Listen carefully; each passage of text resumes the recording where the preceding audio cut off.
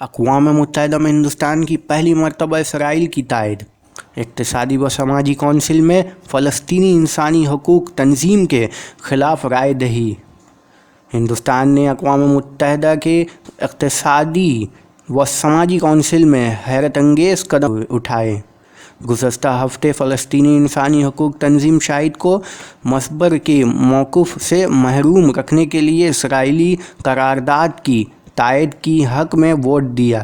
یہ ہندوستانی سفارتی تاریخ میں اپنی نوعیت کا پہلا اور منفرد واقعہ تھا، جس کی ماضی میں کوئی مثال نہیں ملتی ہے۔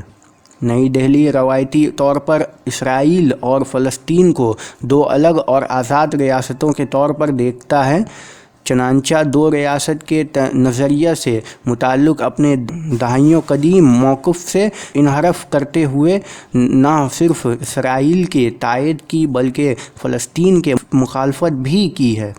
اقوام متحدہ میں اس ضمن میں 6 جون کو رائے دہی ہوئی تھی، جس میں ہندوستان کے علاوہ امریکہ، برطانیہ، کینیڈا، فرانس، جرمنی، جاپان، جنوبی کوریا وغیرہ نے بھی اسرائیل کے حق میں ووٹ دیا تھا، لیکن چین، پاکستان، روس، سعودی عرب اور چند دیگر ممالک نے فلسطین تنظیم کی تائید کی تھی۔